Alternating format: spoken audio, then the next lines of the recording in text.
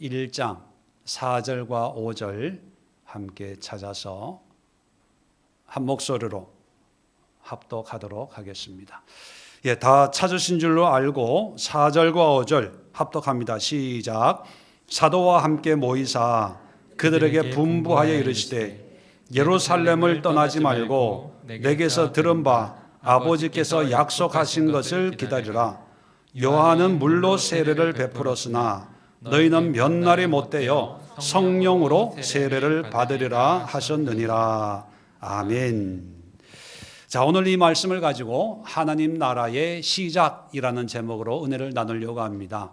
자, 지난 시간 사도행전을 시작하면서 사도행전의 저자인 누가는 이미 자신이 기록한 복음서인 누가복음의 내용을 압축적으로 요약해서 우리에게 말씀을 해주셨는데 그것은 바로 하나님의 나라에 관한 것입니다. 예수님이 3년 반 동안 공생애를 하시면서 여러 가지 기적과 이적 또 설교와 가르침을 하신 그 주제와 승천하기 40일 동안 행하신 모든 것이 하나님의 나라에 관한 것이었다라고 하는 것을 결론적으로 우리에게 말씀을 해 주었습니다. 그렇다면 여러분, 우리가 복음서 누가복음뿐만 아니라 다른 복음서를 통해서 예수님의 그런 행적, 기적, 치유, 여러 가지 이런 예수님의 사역과 말씀을 볼 때 단순히 누구를 고쳐주셨네, 이적을 행하셨네, 물 위를 걸으셨네, 이런 어떤 단편적인 사건 또는 말씀을 듣고 은혜 받기보다는 이 모든 것의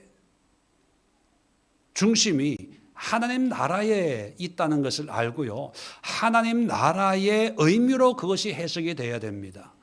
그렇지 않으면 예수님은 단순히 우리의 질병을 고쳐주시는 분, 문제 해결해 주시는 분, 그리고 우리를 천국으로, 죽으면 천국으로, 근데 나는 천국 믿음이 안 가, 지옥 그런 게 있다는 것 안 믿어. 이런 순간 이제 예수님이 하시는 성경에 있는 모든 것이 믿겨지지가 않고 힘들어지는 거예요. 네, 죽어봐야 아는 거고 천국과 지옥이 있다는 게 마음에, 가슴에 안 와닿으니까 나머지 것들이 이해가 안 되고 또 믿음이 안 가게 되어서 신앙생활을 정말로 힘들게 하는 그런 결과를 낳게 됩니다. 예수님이 우리에게 보여주신 것은 예수님으로 말미암아 저 천국이 아니라 이 땅에, 그래서 주기도문에 어떻게 기도하라고 가르쳤습니까? 나라가 임하옵시고 나라가 이 땅에 임하게 해달라고.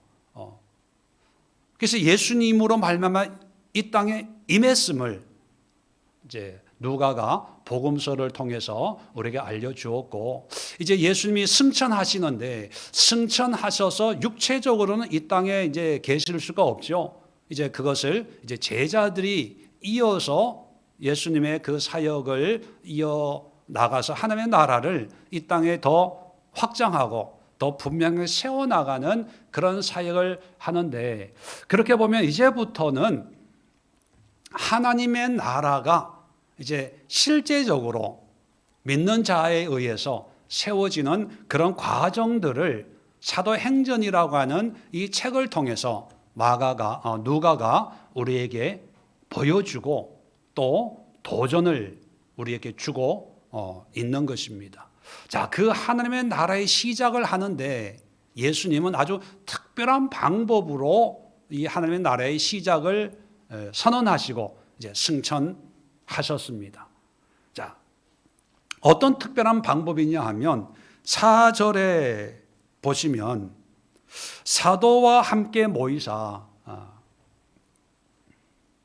사도라는 단어가 등장을 합니다. 우리는 너무 익숙해서 사도라는 것은 곧 12 제자를 의미하는 거다라는 것이 그냥 자동적으로 이해가 되지만 이 글을 쓰고 있는 누가에게는요 아주 특별한 의미입니다. 이 사도라는 이 호칭은 그 전까지 며칠 전까지 제자로 불렸던 사람들이 이제 승천하기 전에는 사도라는 호칭으로 바뀌어 버립니다.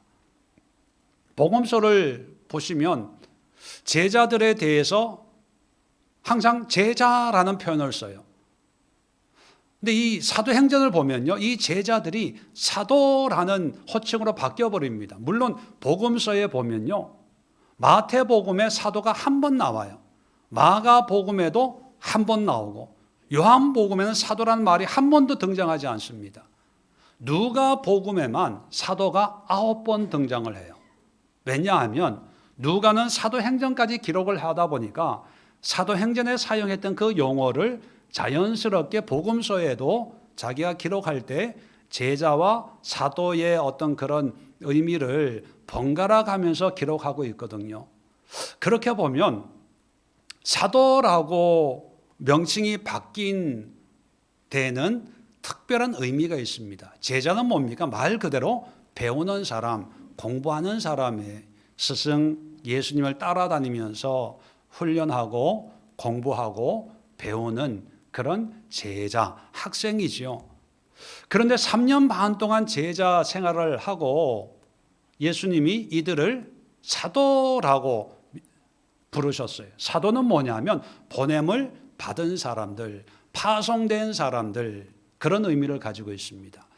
오늘날 이 사도의 의미와 가장 가깝게 연결되어 있는 용어가 대사라는 단어예요. 대사.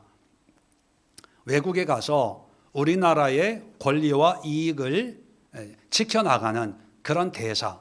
외국에 살지만 대한민국의 이익을 위해서 활동하는 그런 사명을 가지고 파송하는 거예요. 그래서 대사가 파송을 하면 한국에서는 파송 임명장을 수여하고 또 그 나라에 가서는요 그것이 인정해 주겠다라고 하는 그런 그 예식을 그 뭐 전문적으로 그 용어가 있는데 지금 당장 기억이 안 나는데 그 나라에서 그 대사로 인정을 해줘야 실질적으로 활동을 할 수가 있습니다. 그래서 관계가 안 좋으면 대사가 와도 그걸 안 해줘요. 그만큼 이 대사, 사도라고 하는 그 역할이 중요하다는 의미를 우리에게 보여주는 거거든요. 근데 이 제자들을 더 이상 배우는 사람이 아니라 내가 너희를 사도로 파송한다, 그런 의미로 사도라는 그런 명칭으로 예수님이 제자들을 부르셨습니다. 자, 이 사도와 함께 모이사. 자, 우리 번역에서는요, 절대로 느낄 수가 없는 이 모임, 이 만남, 제자들이 사도가 되어서 예수님과 만나는 이 모임의 성격, 또 이 모임을 주관하는 예수님의 마음을 절대로 알 수가 없는데, 함께 모이사라고 단순하게 번역이 됐지만 원어를 보면요, 함께 모이사라는 이 단어가 신약 성경에 헬라어로 딱 한 번만 사용되는 단어를 사용하고 있어요. 성경에 여러 종류의 모임이 있지 않습니까? 그런데 그때 쓰이는 일반적인 모임을 의미하는 단어를 사용하지 않고 쉬난리조라는 단어를 사용을 했어요. 그래서 이 쉬난리조라는 단어는 뭐 구약은 히브리어로 기록되어 있으니까 당연히 없고, 신약에 이 쉬난리조라는 이 의미가 한 번도 사용이 되어 있지 않다 보니까 이게 어떤 의미의 모임인지를 알 수가 없는 거예요.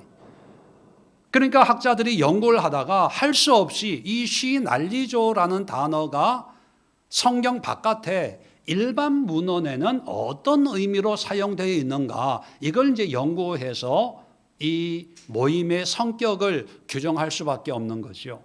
그러면 이 쉬날리조라는 단어는요, 쉰이라는 단어와 할리조라는 단어가 합쳐져서 쉬날리조가 된 거예요. 쉰이라는 말은 함께, 우리가 심포니 오케스트라, 씬이라는 말이 함께, 싱크로나이즈드, 왜 수영하는 거 있잖아요. 여러 명이 똑같이 함께 같은 동작을 할 때 씬이라는 접두어가 붙습니다. 씬이란 말은 함께, 난리조는 할리조라는 단어에서 변형이 됐는데, 할리조는 뭐냐면 모인다 또는 모으다, 함께하다, 같이 있다, 이런 뜻을 가지고 있다고 그래요.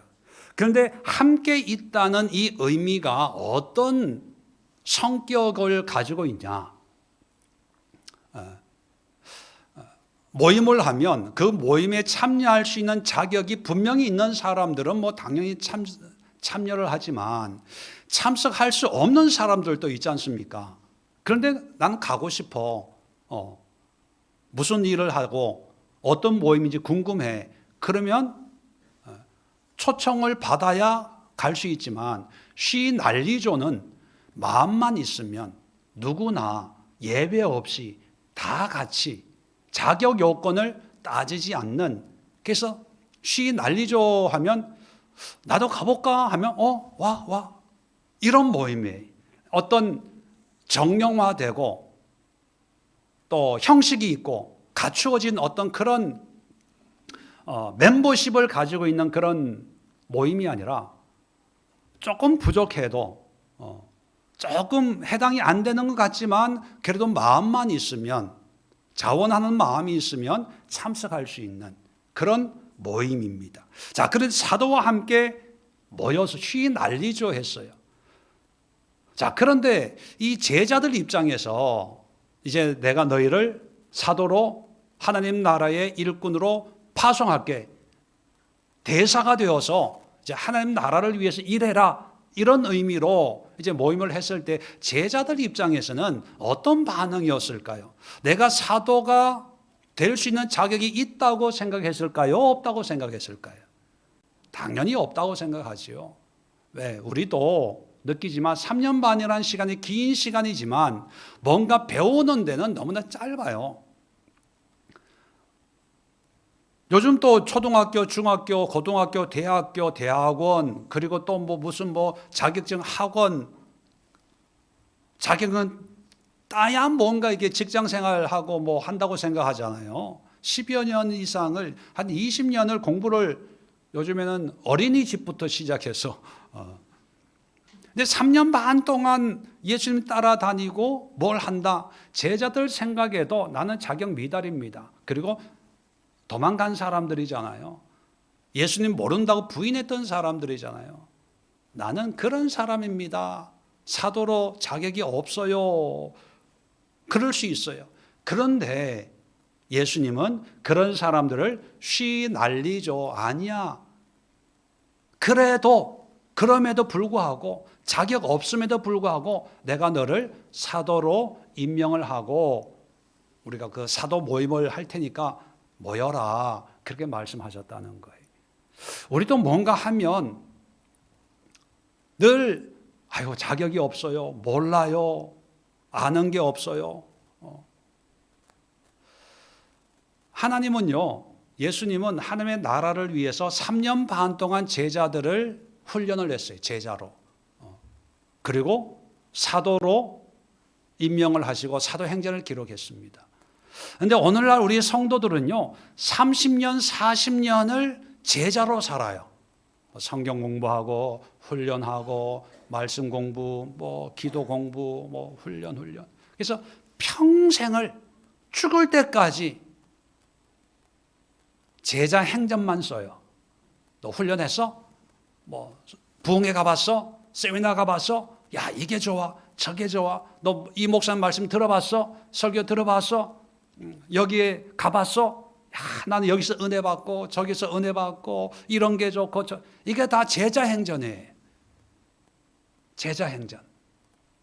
3년 반 제자 행전 쓰고 그 다음에 이제 사도 행전을 쓰라고 예수님이 쉬날리조 했는데, 우리는 예수 믿는다고 고백을 해요. 하나님 앞에 예수님을 나의 구주, 나의 왕, 나는 그의 백성, 하나님의 아들, 딸, 자녀, 이게 하나님 나라의 개념이거든요. 하나님 나라의 백성을 살겠습니다라고 하고 교회 등록을 해서 신앙생활을 하는데 여전히 우리는 3년 반이 아니라 35년을 신앙생활을 하고 평생을 신앙생활을 해도 더 못 배워서 배우려고, 그래서 전도하세요, 복음을 전하세요 뭐 하면 아직은 안 됩니다. 아는 게 없어요. 뭐 나 같은 게 뭐 그런 생각을 가지고 있습니다. 그것은 하나님 나라에 합당한 신앙의 모습이 아니지요. 부족하지만, 짧지만, 아는 게 미천하고, 그리고 또 제대로 못 믿어요. 술도 못 끊었고, 담배도 정리 못했고, 세상의 오락, 아직도 게임, 인터넷. 목사님, 하나님을 위해서 뭘 해야 되는데요? 그 시간에 내가 좋아하는 드라마가 있었어. 그 시간에 목사님, 내가 좋아하는 트로트 경연 대회 하는 그게 있어서 그거 보느라고 시간이 없네요. 그런데 예수님은요, 그럼에도 불구하고 우리에는 이유와 핑계가 될 수 있지만 그럼에도 불구하고 예수님은 쉬 날리죠. 그래도 뭐요? 그래도 해. 그래도 내가 너를 사도로 세워서 하나님의 나라를 위해서 헌신하도록 내가 너를 택했어. 이렇게 말씀하고 있어요. 자, 그런 사람들이 이제 모였습니다. 자, 그래서 성경을 보면 사도행전을 보면요, 이제 사도라고 하는 이런 직분과 이제 제자라고 하는 이 단어가 이제 자연스럽게 갈라집니다. 자, 확인을 한번 해볼까요? 6장 2절을 한번 보시면 예루살렘 교회의 이제 구제 문제 때문에 일어나는 사건을 우리에게 알려주고 있는데 6장 2절, 사도행전 6장 2절을 보시면 12사도가 모든 제자를 불러 이르되 우리가 하나님의 말씀을 제쳐놓고 접대를 일삼는 것이 마땅하지 아니하니. 자, 여기 보면 12사도와 모든 제자, 이게 자연스럽게 구별이 돼요. 모든 제자의 용어가 이제 일반 명사화가 되는 거예요. 이제 예수를 갓 믿은 사람, 예수님을 믿고 이제 신앙생활을 막 시작하는 이런 우리가 생각하는 어떤 성도들을 제자라고 부르고, 이 사도는 이제 그 제자의 단계를 이제 넘어서서 하나님 나라를 위해서 헌신하고 수고하는 일꾼들의 의미를 이제 가지고 있는 거죠. 그만큼 이 사도라고 하는 이 직분이 주는 어떤 무게감이라고 할까요? 그 무게감을 자격이 없지만 예수 믿은 지 3년 반밖에 안 된 거죠. 그럼에도 불구하고 하나님이 나를 세웠어. 이러한 어떤 자신감, 사명감을 가지고 하나님의 나라를 시작하게 되었다는 거예요. 자, 이런 사람들에게 오늘 이제 예수님이 아주 중요한 3가지 말씀을 합니다. 하나님 나라가 어떻게 시작이 되는지, 믿음이 어떻게 확산되는지, 우리 예수 믿는 사람들이 어떠한 신앙의 삶을 가지고 살아야 되는지를 아주 엑기스적으로 핵심적으로 말씀하는 게 3가지인데, 자, 이 사도들을 불러 모아 쉬 날리죠 해서 분부합니다. 명령했다는 거예요. 뭘 명령했냐? 자, 첫 번째, 예루살렘을 떠나지 말고 내게서 들은 바 아버지께서 약속한 것을 기다리라. 자, 여기 보면 예루살렘이 나와요. 여러분, 전번 설교에 부활하셨을 때 부활절에 부활하신 예수님이 제자들 만나러 어디로 간다고 얘기했어요? 갈릴리로 간다고 얘기했습니다. 돌아가시기 전에도 먼저 갈릴리로 갈 거야. 거기서 나를 볼 거야. 부활하신 후에 천사가 무덤에 온 여자들에게 예수님은 여기 계시지 않고 먼저 갈릴리로 가시니까 제자들에게 갈릴리에서 만날 수 있다고 전해라 라고 할 정도로 갈릴리. 그럼 갈릴리와 예루살렘은 어떤 의미가 있을까? 제자들에게는 갈릴리였어요. 갈릴리 제자들을 부르시고 갈릴리를 중심으로 사역하셨고 부활 후에도 갈릴리로 가셨는데 승천하기 전에 이 제자들을 사도로 삼으시고 사도에게는요 예루살렘이에요.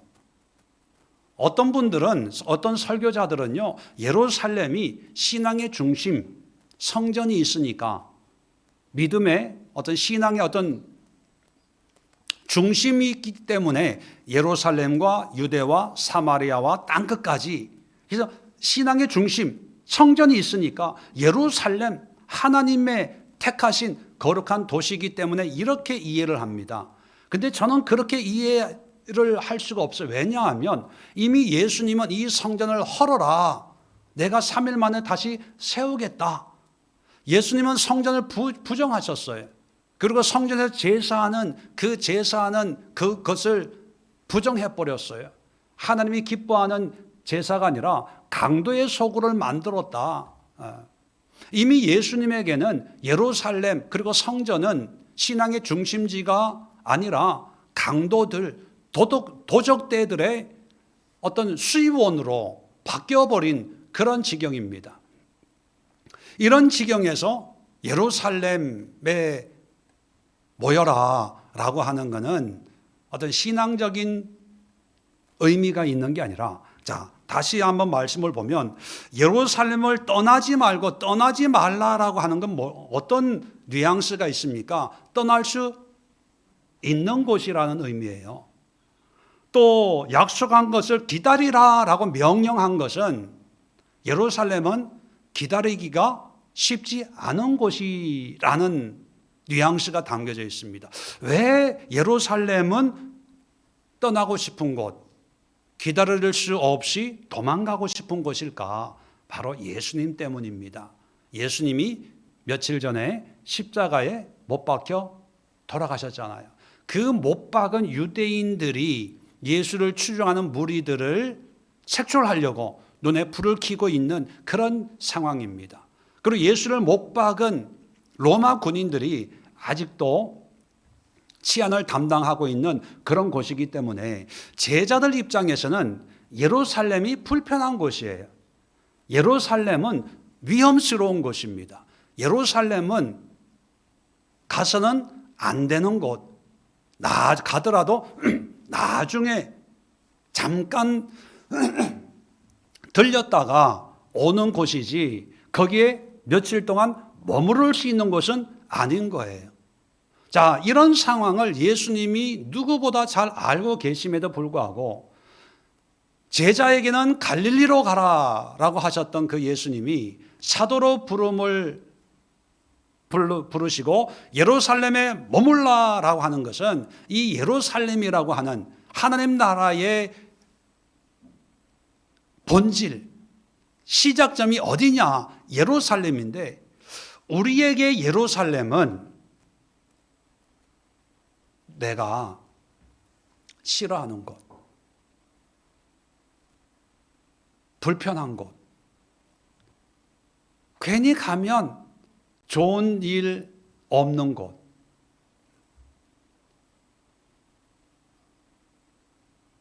우리에게 예루살렘은 외면하고 싶은 곳, 떠나고 싶은 곳, 벗어나고 싶은 곳, 이런 것의 상징이 예루살렘입니다. 예루살렘이 신앙의 의미가 있었다면 예수님은 사역을 예루살렘 중심으로 하셨을 거예요. 근데 잘 아시다시피 예수님은 갈릴리, 이방, 또 여자들, 병든 사람들, 버림받은 이런 사람들 중심으로 사역을 했지 않습니까? 그런데 예수님도 그렇게 사역을 하셨고 예수님의 사도로 보냄을 받는 이 제자들도 예수님이 그렇게 하신 것처럼 너희들도 그렇게 해. 그 제자들에게 예수님에게 갈릴리와 이방이 있었다면 제자들에게는 예루살렘이거든요. 예루살렘은 가고 싶은 곳이 아니라 가기 싫은 곳, 피하고 싶은 곳. 괜히 가면 좋은 일보다 안 좋은 일이 생기고 가서 전도를 한다? 좋은 말 듣기보다는 욕을 듣기에 딱 알맞는 그런 버려진 곳, 또 버리고 싶은 곳이 예루살렘이에요. 근데 그 예루살렘에서 하나님의 나라가 시작이 해서 예루살렘과 온 유대와 사마리아와 땅끝까지. 우리는 사도하면 저 멀리 있는 곳을 생각합니다. 멀리 있는 곳. 또 특별한 곳, 대단한 곳, 그런 곳을 생각하는데 사실 이 예루살렘, 사도들에게 예루살렘은요 너무나 잘 알지만 익숙하지만 뭔가 좋은 일이 없는, 결과가 없는 그런 곳이에요. 그런데 그런 곳에 머물러 있으라 그렇게 얘기합니다. 그래서 누가복음 24장에 보면 엠마오로 가는 두 제자의 이야기를 의도적으로 집어넣어요. 그 엠마오로 간 두 제자가 어떤 의미입니까? 예루살렘에서 이제 도망가는, 고향으로 도망가는 사람이, 그 도망가는 두 제자를 예수님이 직접 만나서 다시 되돌려 보냅니다. 어디로 돌려보내요? 예루살렘으로. 예루살렘에 보내는 것은 성전에서 은혜 받으라라고 하는 게 아니라 성전에서, 예루살렘에서 하나님 나라를 전파하라, 증언하라, 그런 의미거든요.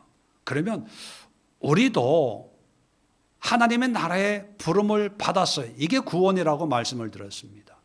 구원 받았다면 처음에는 신앙생활을 좀 하겠지요. 근데 성경적으로 3년 반 정도 신앙생활을 했으면 우리가 물론 제자로서 꾸준히 배우고 연구하고 공부하고 묵상하고 제자의 삶을 살아야 되지만 어떠한 시점을 지나면 이제 사도로 쉬 날리죠 해서 사도로 부름을 받고 어디로 가야 되냐? 우리의 예루살렘이 있습니다. 여러분, 한 주간 동안 여러분의 예루살렘이 어디에 있는지 한번 찾아보십시오. 예루살렘에 사는 사람이 누구인지 한번 생각해 보십시오. 선교사로 파송하기 전에, 신학교로 보내기 전에, 직분자로 보내기 전에 먼저 예루살렘에 머물러라. 이게 하나님 나라의 시작이에요. 이게 신앙생활의 시작이라는 거예요. 이게 사도의 첫 번째 주신 사명이에요.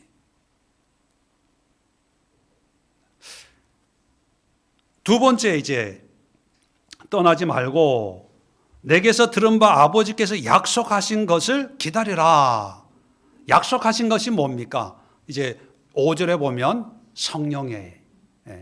요한복음 16장 7절에도 내가 떠나가는 것이 너에게 유익이라. 내가 떠나가지 아니하면 보혜사가 너에게로 오시지 아니할 것이요 가면 내가 그를 너에게 보내리니.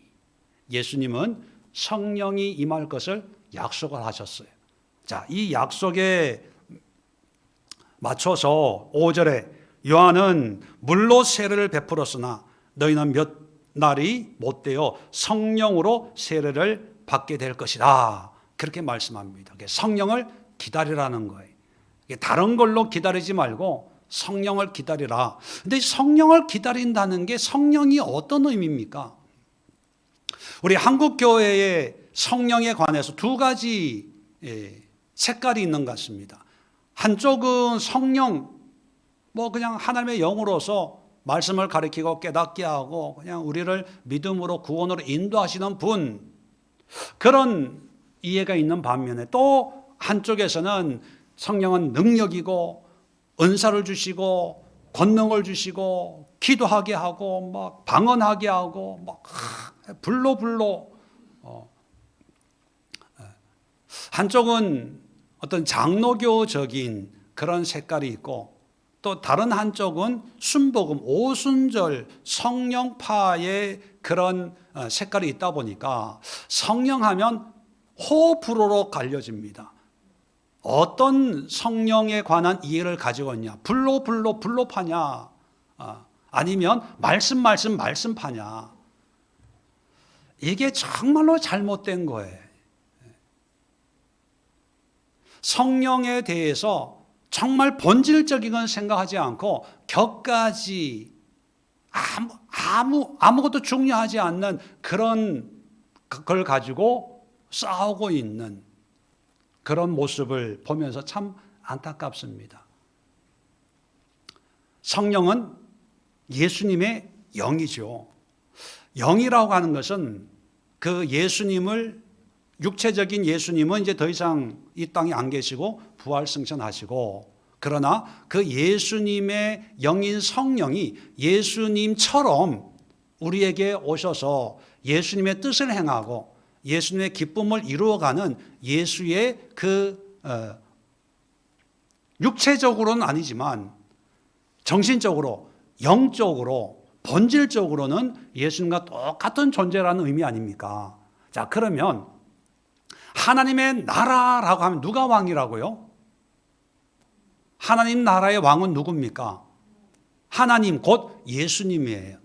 예수님이 왕이라면 예수님의 영인 성령이 우리에게 왕과 같은 역할을 한다는 얘기거든요. 그럼 고대 사회에서의 가장 간단하게 왕의 역할이라고 하는 건 뭐냐 하면 그 나라 백성은 그 왕에게 순종하는 거예요. 다시 말하면 성령은요, 순종의 영이에요.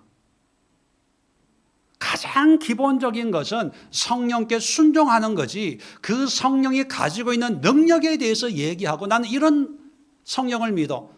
또 나는 그런 성령을 안 믿고 무슨 방언이 있어. 방언 그걸 랄랄라 따따따 이건 말도 안 되는 게 안 거예요. 난 안 믿어. 이 얘기가 아니라는 거예요. 성령은 절대적으로 순종해야 될 대상. 그래서 마태복음 4장 1절에 보면 예수님이 이제 3장에 세례를 받으세요. 요한의 물 세례를 통해서 성령이 비둘기같이 임하는 그런 역사를 경험합니다. 그 다음에 4장 1절에 그 임한 성령 충만한 예수님이 보여주시는 첫 번째 행동이 뭐냐 하면 예수께서 성령에게 이끌리어 마귀에게 시험을 받으러 광야로 가자. 성령에게 이끌리어라는 뜻은 무엇입니까? 성령의 인도함 받아. 성령의 순종해서.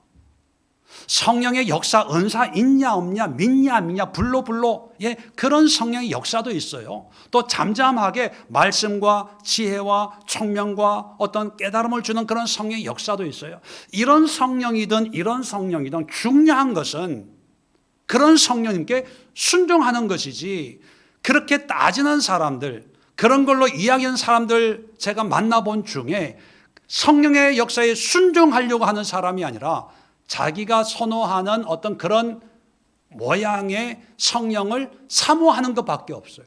이런 능력을 주어봤어. 치료의 능력을 주어봤어. 지혜의 능력을 주어봤어. 또 이쪽에서는 잠잠하게 성령님 말씀하옵소서.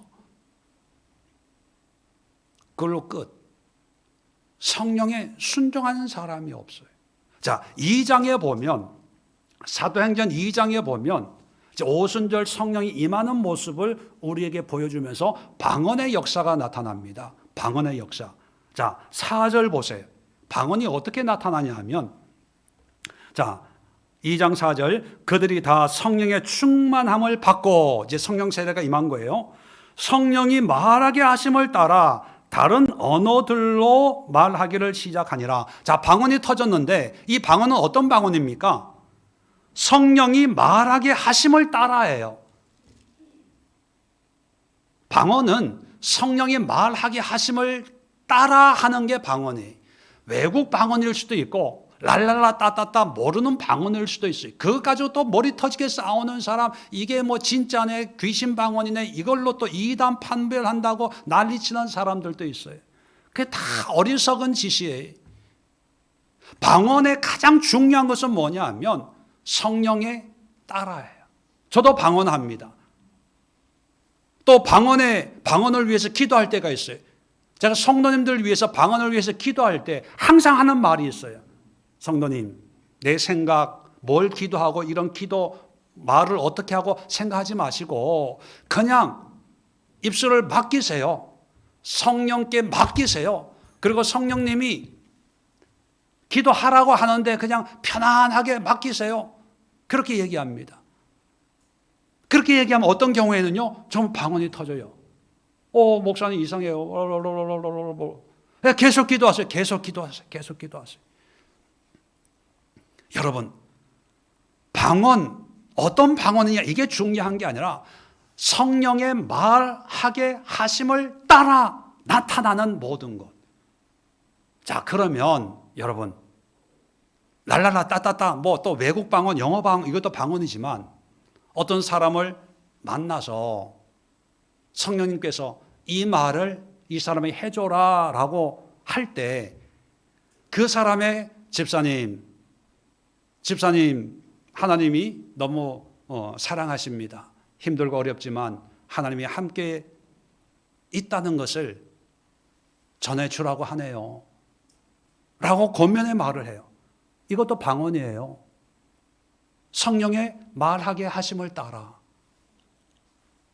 꼭 방언이 외국 방언, 우리 한국말이 아닌 영어로 하고 뭘 하고 일본말로 하고 해야 방언이고, 또 랄랄라 따따따따 뭐 이러고 샬라샬라 뭐 이런 걸 해야 이게 방언이고, 이게 잘못된 잡동사니 이상한 어떤 그런 성령파의 말도 되지 않는 그런 부흥회 세미나 이런 데 가서 오만 세상 잡것 자기 주장을 설득시키기 위한 어떤 그런 생각들로 만들어진 그런 걸 자꾸 듣다 보니까 정말 성경이 말하고 있는 거에 대해서는 관심이 없어요. 한 번 더 확인시켜 드릴까요? 자, 4장에 오면 앞으로 다 공부할 거예요. 자, 사도행전 4장에 오면 8절입니다. 자, 지금은 상황이 5절, 6절, 7절 보면 대제사장, 예수를 죽인 그 대제사장 무리들과 함께 이제 베드로가 있는 거예요. 정말 무시무시한 살벌한 분위기죠. 살벌한 분위기에, 자, 8절에 이에 베드로가 성령에 충만하여, 성령 충만해요. 이르되 백성의 관리들아 장로들아 하면서 대제사장 앞에 설교를 해요. 이게 베드로의 생각일까요? 성령의 생각일까요? 예, 성령 충만하여. 성령 충만이라는 게 뭡니까? 성령의 지배를 당하는 거예요. 성령의 지배를 당했더니만 오순절에는 외국 방언이 나왔는데 사람들 앞에서는 뭐가 나와요? 설교가 나와요. 이게 방언이잖아요. 들을 수 있는 방언, 해석이 필요한 방언, 그 차이밖에 없지. 중요한 것은 성령의 지배를 당하는 거예요. 하나님 나라는요, 성령에 순종하는 그런 나라입니다. 그래서 성령의 순종이기 때문에 성령이 임하기까지 기다려야 되는 거예요. 그래서 제자에서 사도의 졸업장이랄까, 임명장이 뭐냐? 성령 충만해. 물론 그 전에도 성령이 임했고, 우리는 예수님으로 말미암아 모든 믿는 자에게 성령이 임했어요. 그런데 문제는 뭡니까? 성령님은 임했지만 내가 순종을 안 해요. 여전히 내 생각으로, 내 뜻으로 그렇게 살고 있을 때가 많지요. 그런데 하나님의 나라는 성령이 내 안에, 내 마음에 있다는 것을 아는 걸로 끝나는 게 아니라 나와 함께하는 그 성령님께 순종할 때 하나님 나라의 일꾼이 되는 거고, 하나님 나라의 확장을 이룰 수가 있는 거죠. 그래서 사도행전은요, 다른 말로 하면 성령 행전이에요. 성령 행전이라고 하는 것은 이 사도들이 철저하게 성령에 순종해서 하나님의 나라를 세워나가는 것, 그런 의미를 가지고 있는 거죠. 자, 그렇게 보면 아까도 말씀드렸지만 우리가 평생을 제자 행전만 써요. 뭐 배웠냐, 들었냐, 깨달았냐, 알았냐, 이거다 저거다. 근데 성령 행전을 쓰기 위해서는 어떻게 해야 됩니까? 나와 함께 하시는 성령님께 순종해서 성령님 할까요 말까요? 주의 뜻에 맡깁니다. 성령의 감동에 순종해서 주식 투자할 때도 뭐가 옳으냐, 뭐 유튜브 이런 거 보고 뭐 이런 사람들 듣고가 아니라, 그렇다고 오해하지 마세요. 지금부터 뭐 주식을 위해서 기도하라는 얘기가 아니라 작은 거나 큰 거나 하나님의 뜻에 뭐 주식 투자해야 되죠. 이게 또 하나의 어떤 경제 활동이니까. 근데 돈 이게 아니라 하나님, 여러 회사들이 어려운데 정말로 자금이 어려워서 힘든 그런 회사가 있다면 그 회사를 세워나가는 그런 마음으로 어떤 회사에 투자를 하는 게 좋을까요? 많은 돈은 아니지만 한 200억이 있는데 누구에게 이 돈이 필요한지 알게 하옵소서. 그런 마음, 그런 신앙, 그런 사업, 그게 하나님 나라의 백성입니다. 하나님 나라라고 주식도 안 하고 TV도 안 보고 뭐도 안 하고 다 기도만 하고, 이게 이런 의미가 아니라 성령에 순종해서 성령님은 끊임없이 우리에게 말씀하고 있다는 거죠. 그런데 문제는 우리가 안 듣고 있는 거예요. 자, 세 번째, 자, 성령 세를 받으리라. 그러면 성령이 오신 목적이 뭐냐? 그 목적을 8절에서 얘기하고 있어요. 자, 8절 볼까요? 오직 성령이 너에게 임하시면, 자, 성령이 충만하게 우리에게 임하면 너희가 권능을 받고 예루살렘과 온 유대와 사마리아와 땅까지 이르러 내 증인이 되리라. 결론은 뭡니까? 증인에 대한 과정은 여러 가지 있지만 성령이 임하는 궁극적인 목적은 뭐예요? 뭐가 되기 위해서? 증인. 증인이 뭡니까? 증거하는 거예요. 내 증인이라는 것은 예수의 증인이거든요. 예수의 증인이라고 하는 것은 예수님이 이루신 하나님의 나라에 대해서 증거하는 거예요. 얘기해 주는 거예요. 자, 이건 나중에 또 나오기 때문에 증인의 의미는 더 이상 설명을 안 드리고, 사도라는 게 증인의 역할을 하라고 이제 파송하는 거예요. 자, 근데 여기서 우리는 증인의 모습이 뭐 전도도 있고 선교도 있고 어떤 삶으로 보여주는 여러 가지 모습들이 있습니다. 자, 그런데 우리는 증인, 예를 들어서 전도하라 하면 우리의 반응은 뭡니까? 더 아는 게 없어요. 예수에 대해서 듣는 귀는 큰데 말하는 입은 너무 작은 거예요. 그죠? 왜냐하면 설교를 늘 설교만 듣고 신앙생활을 하다 보니까 들으면 뭔가 되는데 교회 문만 나가면은 집에 가서 오늘 설교가 뭐였어? 얘기하라고 하면 뭐 하나님 나라 어쩌고 저쩌고인데 한번 설교 들어봐, 인터넷 들어봐, 유튜브 들어가 봐, 이걸로 끝이에요. 자, 그래서 나는 전도를 하려고 그래 아는 게 없어요. 뭐가 없어요. 이게 보통 반응이에요. 은사가 없어요. 말 주변이 없어요. 자, 그런데 성경을 자세히 한번 보세요. 자, 내 증인이 되어라라고 말씀하셨어요? 아니면 되리라라고 말씀하셨어요?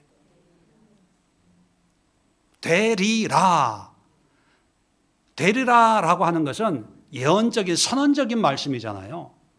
결국 오순절 사건을 통해 성령이 임해서 증인이 된 거예요.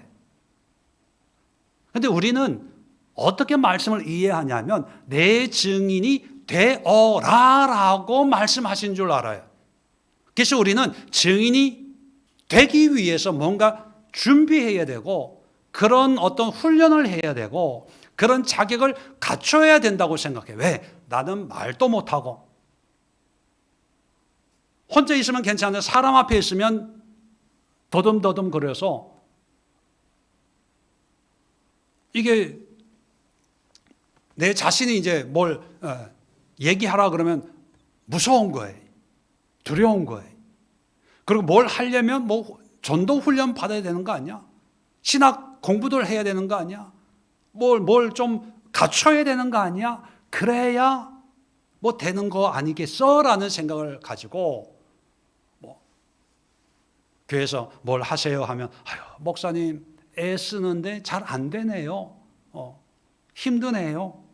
노력하고 있습니다. 뭐 이런 쪽으로 받아들여요.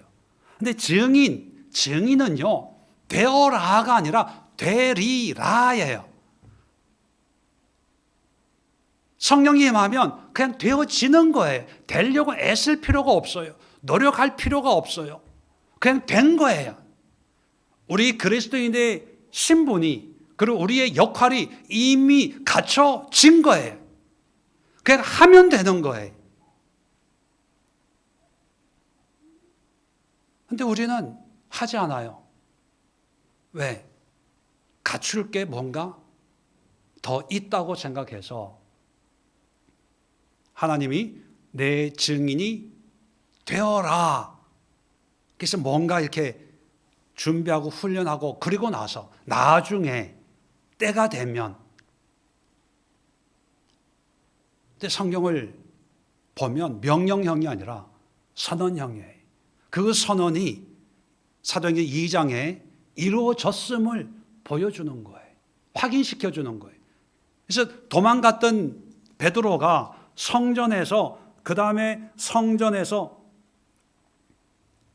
설교를 해요. 2장 14절부터 베드로가 11사도와 함께 서서 소리 높여 이르되 유대인들 예루살렘에 사는 모든 사람들아 이 일로 너희를 알게 한 것이 내 말에 귀를 기울이라. 때가 제3시니 우리가 취한 것이냐? 뭐 이렇게 설교하는 거예요. 원래 이런 사람이 아니었거든요. 이렇게 되려고 노력한 것도 아니었어요. 그게 되어지는 거예요. 있는 그대로 성령에 순종하면 그냥 말이 나오는 거예요. 근데 우리가 좀 더 멋있게 내 생각으로 누구처럼 자꾸 이런 생각을 가지고 있으니까 안 되는 거예요. 힘든 거예요. 성령의 뜻에 순종할 수가 없게 되는 거죠. 자, 오늘 하나님 나라의 시작이 제자에서 사도로 바꿔서 이 사람들을 예수님은 아주 특별한 의미로 쉬 날리죠라는 그런 모임을 하셨습니다.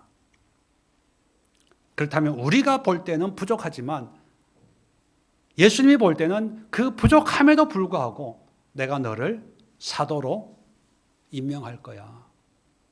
그 임명한 그 사도를 제일 먼저 예루살렘으로 보내서 예루살렘에 머물러 있어. 다른 데 가려고 하지 말고 도망가려고 하지 말고 피하려고 하지 말고 거기에 있어. 그곳에서 성령에 순종해봐. 말할 것, 행동할 것, 또 느낄 것, 깨달을 것, 그것을 네 생각으로, 너 감정으로, 네가 지금까지 경험했던 그런 경험으로만 해석하려고 하지 말고 성령에 순종해봐. 그래서 그 순종함을 통해서 하나님 나라의 증인의 역할을 해. 우리가 3부 시간에도 복음에 미치다, 복음에 대해서 우리가 책을 읽고 있는데요. 복음에 대해서 제가 우리 우리나라까지 복음이 전해온 그 여정을 보면서 하나 느끼는 게 뭐냐면, 이건 누구 한 사람에 의해서 이루어진 게 아니라 낙수 효과, 물이 떨어지는 한 방울, 큰 방울도 아니에요. 한 방울, 한 방울. 그게 계속해서 떨어지니까 어떤 한 시점에 복음의 문이 열린 거예요. 증인의 삶이라고 하는 게 바로 이 낙수 효과. 한 마디, 두 마디, 세 마디. 하루, 이틀 성령이 인도하시는 대로 당장 결과가 안 일어나요. 성령 충만을 받고 순종했는데, 전도했는데 오히려 관계가 멀어지고 또 열매가 없고 오히려 싸움만 하고 관계만 더 어려워지고 그럴 수 있습니다.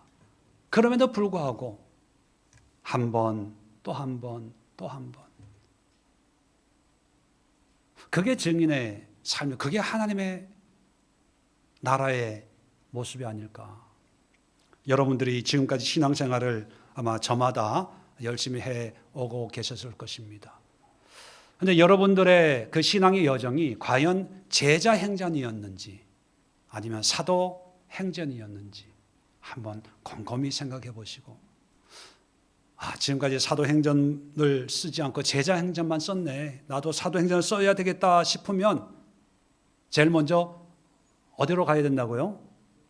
예루살렘, 갈릴리에서 나오셔서 예루살렘에 가서, 또 예루살렘에 가는 것만이 중요한 게 아니라 거기서 성령에 순종하는, 성령이 주시는 마음에 복종하는 그런 훈련을 통해서 모든 것을 하나님의 나라의 증인으로서 예수를 전하고 하나님의 나라를 전하고 복음을 전하는 그런 사명을 갖는다면 여러분의 삶은 아마 지금까지 살아온 삶보다 비교할 수 없는 그런 가치와 의미와 또 행복과 기쁨을 맛보게 될 줄로 저는 확신을 합니다.